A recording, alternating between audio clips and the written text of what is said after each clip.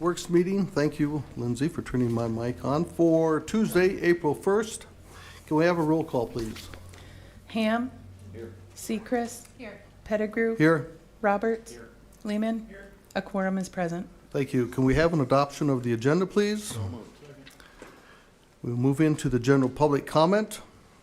And this is a time for members of the public to discuss or express concerns to the committee on any issue, not limited to items on the agenda. Action will not be taken at the meeting on any issue not on the agenda, except by placement on the agenda by unanimous vote of the council members present. And I have one speaker request form today from Jody Fry. Jody?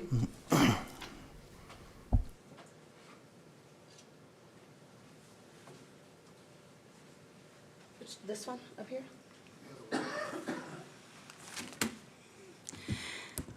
Thank you for letting me speak today. We have Roger Fry's Paint and Supply on 6th Street, and Jesse, I've sent you pictures, I've sent Bill pictures. I believe I've talked to you, Rod, and today I informed Lance. We can't conduct business like we're supposed to be able to. Lloyd's next door to us has trucks parked, semi-trucks, in both lanes going south and north on 6th Street, on my side of the street, the open side of the street. They also have the north side of 6th Street closed. My customers cannot get to my door. All of the parking, I should say, probably 90% of the parking is taken by construction workers. I've asked them to park in their parking garage. They block the alley. I've showed you pictures. I have 23 here with me today of semis going both directions. If a customer would be lucky enough to park in front of my store, they can't get out because a semi pulls in. There's semis on the south side of Kansas City Street waiting to get in front of my store to unload. Sometimes we have 3 or 4 semis waiting to unload. This goes on all day long, and it has for well over a year and a half. And we're losing business because we don't have good neighbors. This should not be going on. We should have fire concerns, because I've showed you pictures of the alley being blocked, and some of you, thank you very much, have drove by. A fire truck couldn't get to our store, and God knows you'd want a fire truck at our store. And finally, the parking police are helping us. It's been totally ridiculous. I have pictures of the workers having lunch in front of our store. I have pictures of the debris piles that I'm not allowed to have. I have pictures of all the garbage in the corners where all the plastic and their packing lists blow. This isn't what I want for our city, and this isn't fair to us. So I would hope that this comes to an end and you guys can help us out. They have no business on the south side of 6th Street. They take all their deliveries there. No more. I'm going to call the police every day this happens. I already called the police once today, and they've been there. So I would appreciate some help, and maybe if one of you guys, if we can get Lloyd's to the table and they can realize they can't take both sides of the street.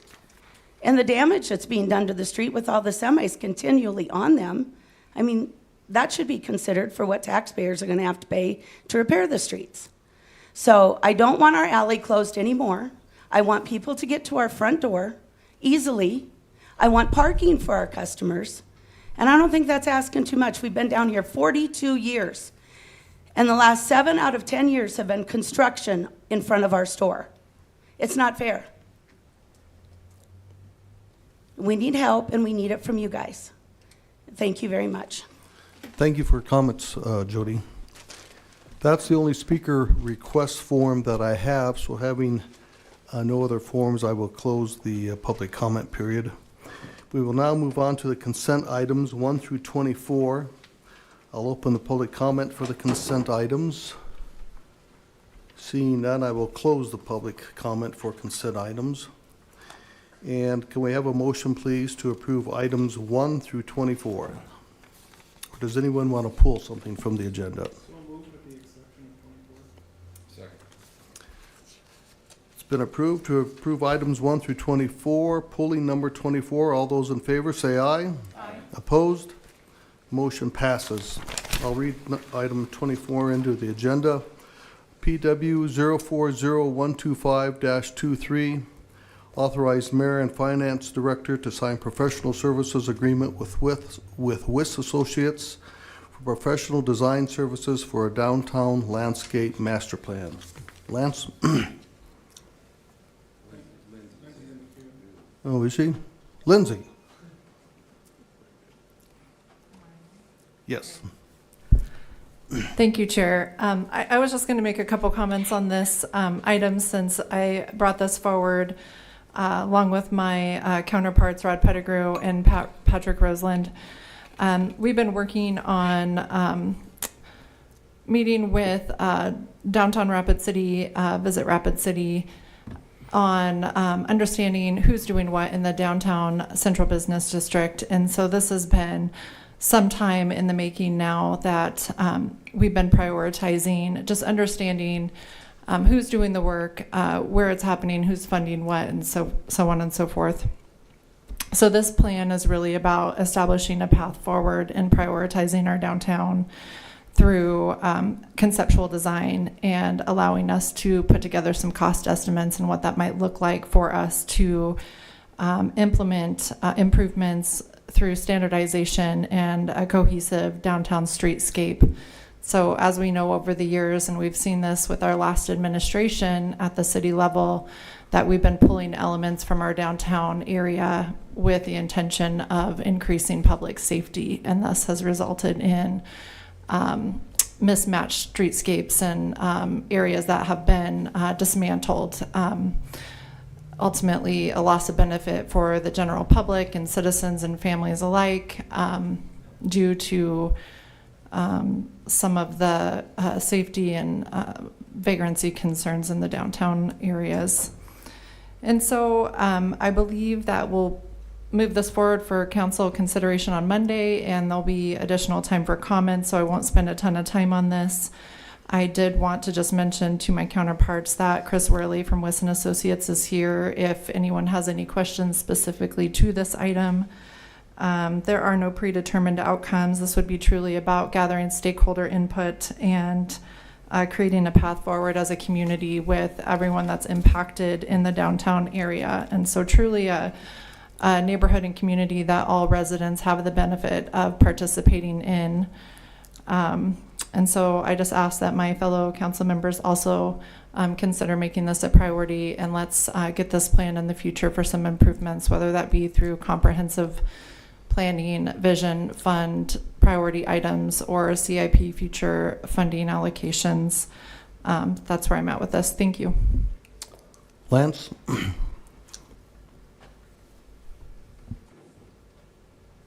Thank you, Chair. I'd just like to make a motion to move this to council without recommendation. Second.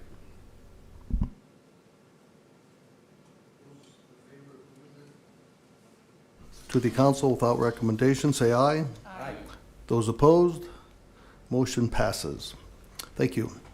Now we'll move on to the public comment period for presentation item number 25. And I think that is Morgan, if I'm not mistaken. Morgan? Good afternoon, council members. My name is Morgan Falcone. I'm an engineer with the city engineering department, and I've had the pleasure of getting to work with Black & Veatch on the water utility system master plan as the project manager for this project. I'd like to introduce Sean Labonde with Black & Veatch, who was the project manager on the consultant side, to present. Thanks, Morgan. Well, good afternoon. I am glad to present the results of this water utility system master plan project. The report, the final report we have here is about 600 pages of report and 1,800 pages of appendice documents. And I'm going to try to boil that down to 12 slides for the highlights. So in about 15 minutes. There is a good executive briefing that we've provided, and I think you have a link to that. It takes about an hour to read, and it provides a little more detail from what I'm going to present today. So cover briefly the objectives and the achievements. The top two items there are the water system hydraulic model update and the water master plan update, are largely traditional water master planning effort. We developed a hydraulic model to model the water distribution system, revised population and water demand projections, and then reviewed the ability of the city's current water rights to meet those demands all the way out to 2115, so essentially 100 years into the future, and then developed a capital improvement plan to support that. The third item brings the topic of asset management into that, where we developed condition assessments and replacement models for the existing water system facilities, as well as a prioritized replacement for the buried pipelines in your system. And then the fourth item provided policy and process guidance through a review of various city documents, a method to amend and revise this master plan in the future, a review of the current engineering submittal requirements and guidelines the city uses for development, and then revisions to 29 sections of the infrastructure design criteria manual. So they were ancillary activities to the master plan. Okay, so population growth. As part of the master plan, we projected with the city planning department data, projected populations out to the year 2115, and I have that table shown here. The city's population in 2020, according to the census data, was about 74,000, and it's projected to grow to 153,000 by 2115. So from 1985 to 2115, the average annual growth rate in population was 1.1%. From 2015 to 45, the projection is a little higher at 1.4%. And then from 2045 forward, it's reduced at 0.5%. So those were the city's current planning numbers that were available to us. One other important thing to note here, I did bring in previous master plan projections. There was a 1985 municipal water system study that was conducted, and it projected the 2005 population to be about 79,000, and that's 20% higher than the actual. So similar in 2008, the master plan projected a 2025 population of about 98,000, and that was 15% higher. So just keep that in mind, because remember, population drives water demand forecasts. So if you overproject the population as it actually occurs, you will have higher water demand projections as well, and I'll show you an example of that in a couple of slides. The next step then was to define the service area definition for the three periods, and we defined a 2025 service area boundary, a short-term boundary, a 2045 boundary, and a 2115 boundary. So the first two, 2025 and 45, were based on existing boundaries, either the existing city limits with adjustments for areas of known development, where development is occurring now that might expand that gradually to 2025. The 2045 boundary, the baseline line, was from the city's comprehensive plan. It's the urban services boundary in that comprehensive plan, again with small adjustments for areas where development might be projected. And then the 2115 boundary was based on a density evaluation. So we spatially projected the population growth around the service area, and we drew the line to include only areas that had a density of one housing unit per 5 acres or more. So 10-acre lots, 20-acre lots, 40-acre lots, those are developments usually on private water systems or better served by rural water systems, and we excluded those. And so you can see that the long-term service area boundary in 2115 is 156 square miles. So the table is an interesting regional city comparison that we developed for this presentation, and the current Rapid City, South Dakota density in people per square mile is about 1,358 that you can see in the table. I threw Des Moines, Iowa into that table, Omaha, and Denver, Colorado. And so generally, as you see populations in city areas, urban areas increasing, the density of those areas also increase. However, I will note that local policies related to zoning and planning distinctly impact that density number. For example, in Denver, there's a high emphasis right now on high-density developments in transit corridors and in the urban core, and that's what's driving that number higher. So whether Rapid City goes to that effort in the future or not will be up to the policymakers within the city, but that comparison is provided here. Okay, water demand forecast. So now we have population. We have it spatially located within the service areas, and there's a couple of important criteria for forecasting the water demand into the future. First is average day demand, and it's the total annual water produced divided by the number of days per year. And that gives you an average annual day that is used to supply annual raw water requirements or annualized operating costs. And this graph shows it in million gallons per day. The second item is maximum day demand, and that's the single highest day of water produced by the city. Usually occurs in July or August during, depending on weather patterns and temperatures. So maximum day demand is a focus of the master plan because it helps to size facilities for water treatment plants, groundwater wells, and infiltration galleries. As you can see in this graph, the orange line is the maximum day demand. And so right now in 2025, it's about 26 million gallons per day. And by 2115, it's projected to grow to 46 MGD, million gallons per day.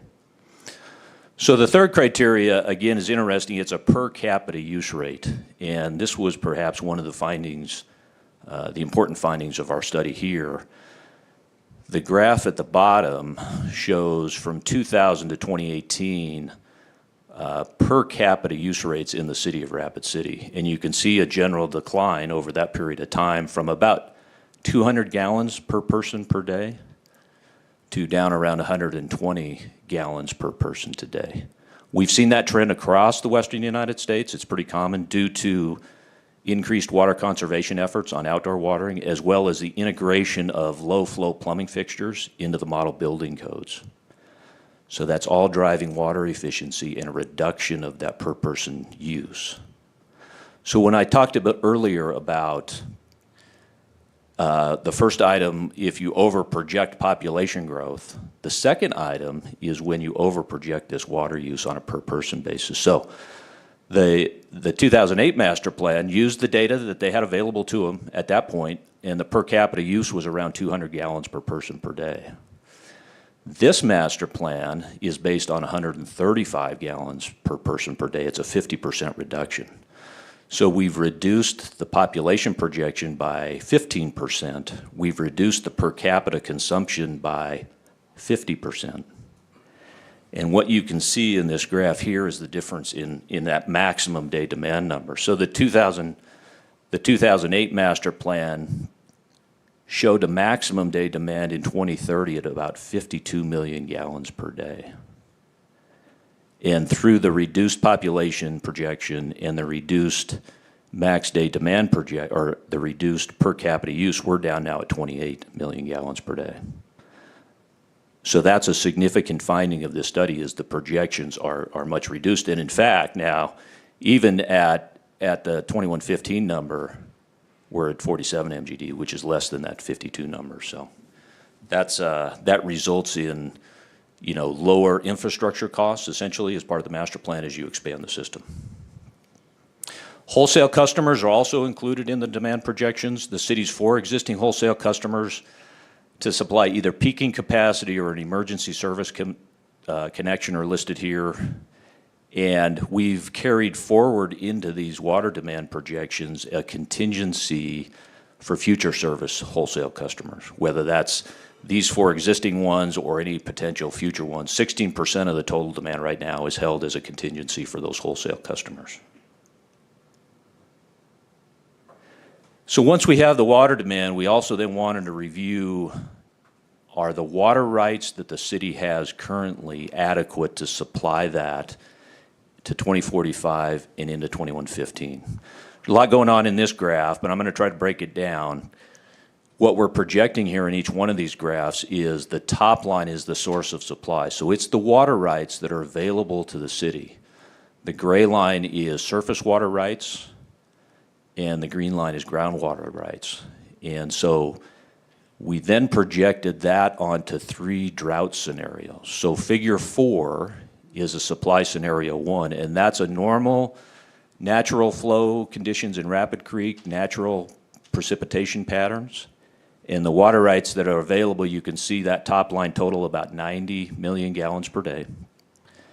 And that's double or triple the max day demand in 2045 or in 2115. So under normal conditions, your current water right portfolio is very good. It's got a 2x or a 3x safety factor on top of that, and that's good news. The figure 5 then was what we call the moderate drought scenario, and that's a condition where there's reduced natural flow in Rapid Creek and there's a call of water rights on the creek. And we projected this, we framed this moderate drought scenario to say any water rights that have a priority of 1960s or later get called and they're no longer available for the city to use. Fortunately, the city has a number of water rights that date back to the 1870s and 1880s and again in the 40s and 50s from a priority basis. So that gray line then, you can see source of supply is reduced down to 22 million gallons per day. And when you supplement that with groundwater use, you're still in a situation where your water rights exceed your water demand, which is good. So that's a good situation. This really points, one thing points to it is the resiliency that the groundwater source supplies to the city. So through the Madison Aquifer wells and the Minaloosa Aquifer wells, you really need to maintain that to have this type of resiliency on your water supply during drought conditions. The second component that the city has is storage rights in Deerfield and Pactola reservoirs. So those storage rights are 56,000 acre feet, and they are available for you to use to replace any water that's lost on a call of those junior rights. And so in terms of resiliency, that's very important as well because you have multiple, think 10, 20, 30 months worth of storage supply in Pactola Reservoir that's available for you to replace any of that water lost due to a call. Very valuable resource to you for that. So the third figure 6 then is a supply scenario that we call the severe multi-year drought. And this would be a case where Pactola Reservoir falls down in level that affects the city's water conservation ordinance. So if Pactola Reservoir drops below 25% of its total storage, the city's ordinance says we will ban outdoor watering. And this is a severe case that is multi-year drought. It's very onerous on the city's water supply. But in that case, what happens when you ban outdoor watering, your overall demands drop also. And so you can see the blue and the orange lines are much less, and it's typically a rate that we see from November through March, that it's only indoor water use. And in that case, your groundwater supply that you have in the Minaloosa and Madison Aquifer wells is adequate to provide that level of service for water. Okay, just an overview of the tools that the city now has as a result of the master plan. There's 4 date-stamped hydraulic models that can model scenarios and evaluations that you might undertake from 2015 through 2115. We have a water facility replacement model that, again, evaluated the condition of 420 existing system assets and their estimated remaining useful life, and then staged their replacement in over the 100-year of the CIP.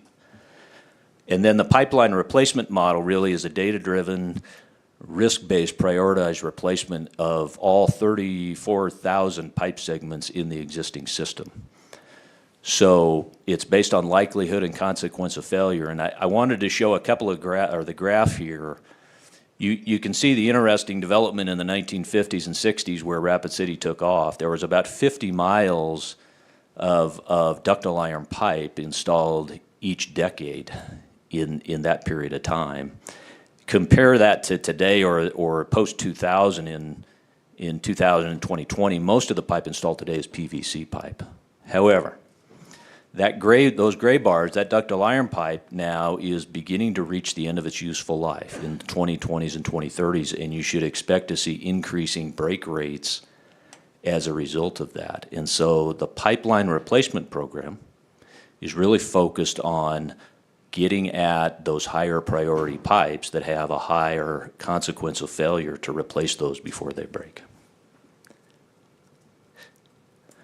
So when we roll all the improvements up, we developed a capital improvement plan.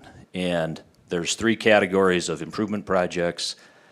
We call them the blue category there is ongoing system improvements. That's pressure, fire flow, reliability improvements combined with the pipeline and the facility replacements. There's about 50 priority projects in the first 10 years of the CIP.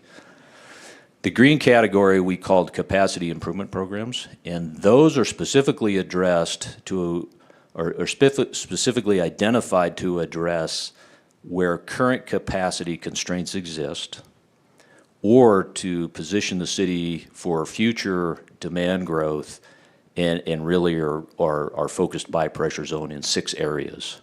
The largest of which is the East Water Treatment Plant program, which is a new water treatment plant on the east side of the city. And then the yellow or the gold category is growth and hydraulic-based improvements, which are facilities that take you out to 2115.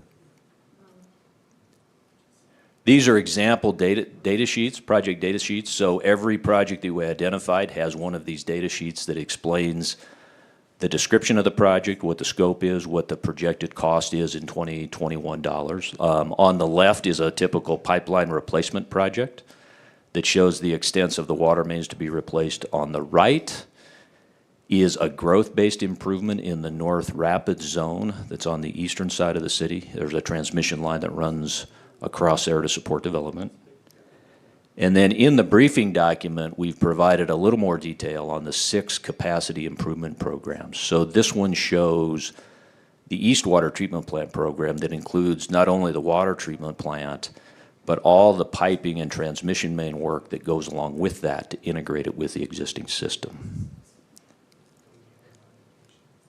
So, when we boil all that down over 100 years and all those projects, we developed then 2 capital improvement plans, an unconstrained plan and a constrained plan. And at its base level, the unconstrained capital improvement plan is a high growth plan where the city would expect robust growth continuing, and all of the improvements that we projected within the 2045 service boundary are indeed built to support that development by 2045. The unconstrained version says and recognizes perhaps that all of that development won't occur by 2045, and there may be a slower growth trend that will push some of those improvements past 2045. So the city funding summary there in the bottom table, the unconstrained CIP is $17.5 million annual average for improvements, whereas the 100-year spend for the constrained CIP is $10.6 million. We talked about the growth comparisons between the two. And then the other primary comparison that I'd like to make is the pipeline replacement program. So in the unconstrained, we have an action where we're very proactive at replacing water mains, and we replace about 76% of the total length within 100 years. That's about 3.5 miles per year, 56 city blocks per year, and it was recognized that that may challenge the engineering and construction industry to accomplish that much in year over year over year replacement of pipelines. So we dialed that back in the constrained CIP to something that was deemed more reasonable, and that's about 15 city blocks per year. But it only replaces about 19% of the total pipeline length. So in that graphic that I showed you where we have 50 to 100 miles of ductile iron pipe that is quickly approaching the end of its useful life, only replacing 19% of that total pipeline length, you might start to see increased main breaks and increased loss of service because of that. We're not replacing those fast enough. And that's the trade-off between the unconstrained and the constrained CIP. Okay, so there's the overview on 12 slides. Any questions or comments that I can help answer or the city staff can help answer? Thank you for your presentation. Councilman Roberts, you have some comments? Questions, real quick. So this is in 2021 dollars. So the CIP roughly would be now what, 25 to 30% higher in actual dollars now? There is some inflation that goes on top of that. That's brought through the COVID inflation period that we saw, but recently now, we're seeing actually a dialing back of that cost. There's always going to be unknowns in that. The tariff talk is front and center on us now. What's that going to do to steel? What's that going to do to equipment costs? And that'll have to be accounted for. We typically use an ENR, Engineering News Record Construction Cost Index, to serve as a gauge to inflate those numbers to whatever year we want to do that. I was just curious about that. Also, I was curious about, we don't use HDPE pipe, is that right? HDPE pipe. High-density polyethylene, yeah, high-density polyethylene pipe. Yeah, which I've always thought quite interesting since I was one of the council people that helped bring WL Plastics to Rapid City. So we have a manufacturer of the pipe here in Rapid City, but we don't use it for any municipal projects. I would like to see that in the future. It seems to have a long life, expectancy on it. And I know there's some pros and there's some cons to it. But I think that going forward, I see that being used more around the country nationwide. I'm sure you do too. And it would be kind of nice to see Rapid City, South Dakota get out of the 19th century someday. So anyway, that's just my comment. Thank you. Lindsay, you have some comments? Yes, thank you, Chair. I wanted to just acknowledge your time and presentation, and thank you for coming and presenting this information to us. Our water supply is just so important and to protect, and so all this information is wonderful. I guess my question is on the capital improvements plans that are presented with the unconstrained and then the constrained options. Do you have a recommendation as that part of the conclusion of this plan as how to proceed, or you just provide options for the city and the CIP committee to consider as time goes on?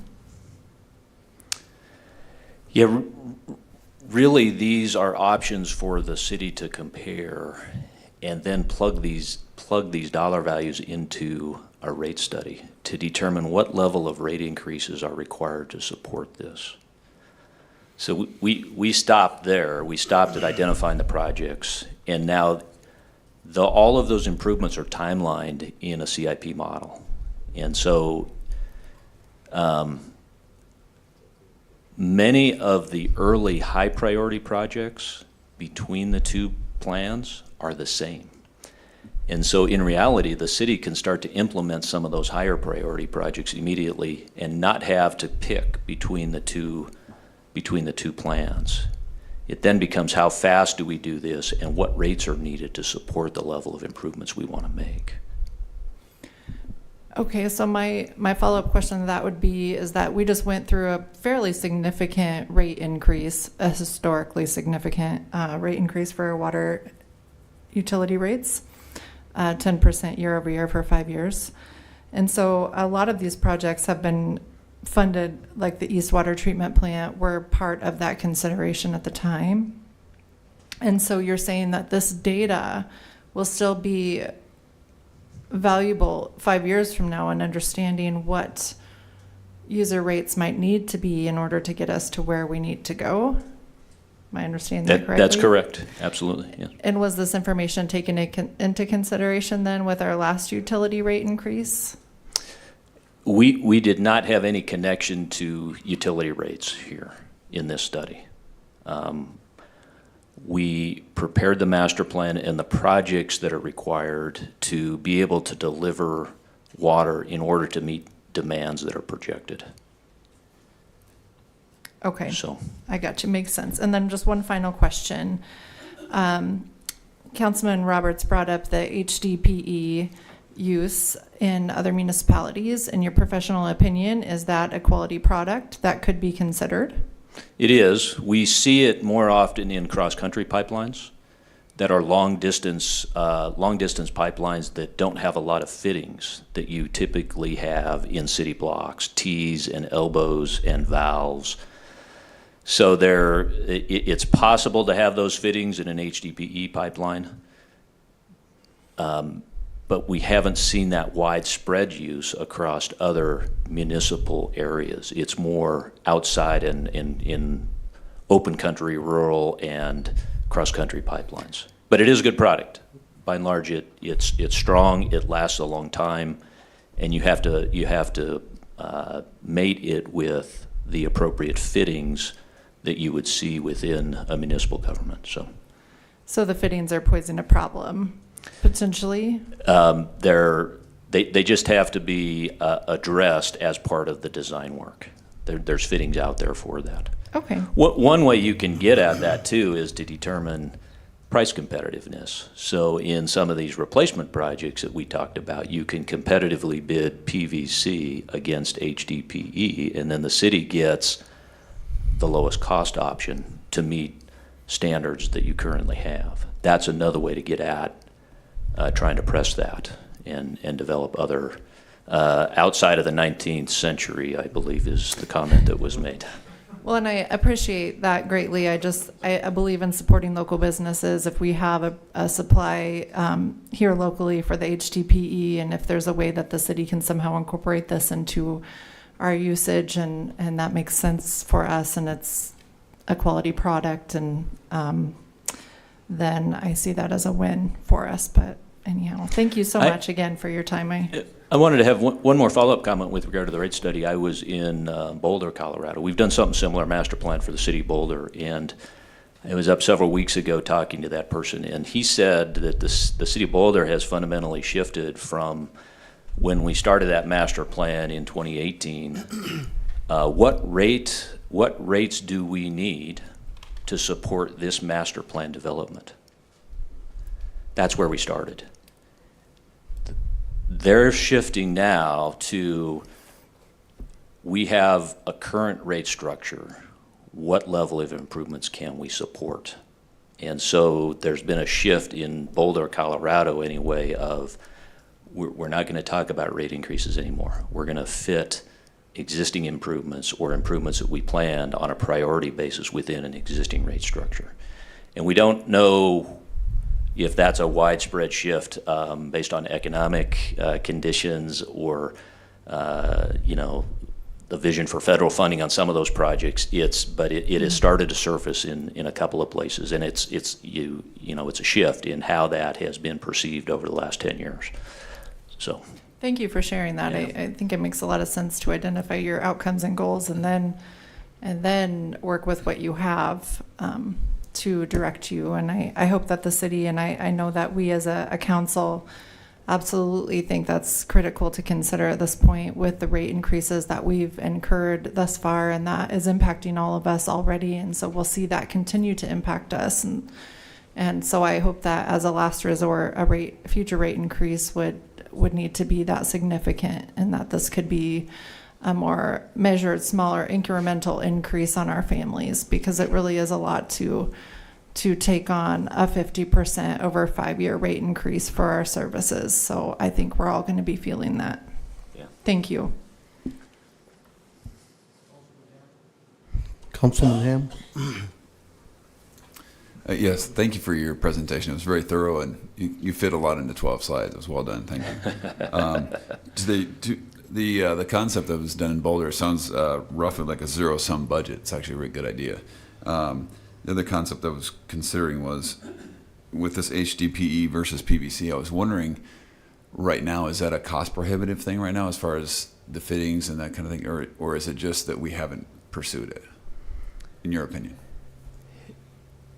I can't speak directly to the costs. Okay. And those markets, those costs vary, based on economic condition and material prices. So what might stand today may not be valid 6 months from now. And that's where, if you get into competitive bidding situations, you get market pricing for those alternatives. Okay. All right. There are fittings that HDPE pipe will fit. I don't know if the city standards currently address those from a technical specification, but they could be developed from that perspective. Okay. Thank you very much. Mr. Chair, if I may, Yes, Stacy, go ahead. I just wanted to answer one question that was brought up on the cost of service study, previous rate study. That cost of service study took into consideration the facility improvements, so your treatment plants, your pump stations. So the rate study has those programmed in. The rate study also, though, did a fiscally constrained pipeline replacement. So on the pipeline replacement, it doesn't reflect the CIP here. That is fiscally constrained and set at a budget amount. But the facility improvements that this study has identified have been incorporated into the rate study. I just wanted to add that for that question. Thank you. Thank you, Stacy. Could we have a motion, please, to acknowledge the presentation? Last item on the agenda is items from Public Works, number 26. Staff recommendation to acknowledge this. Second. We have a motion, please, to adjourn today's meeting. Motion to adjourn. Meeting adjourned.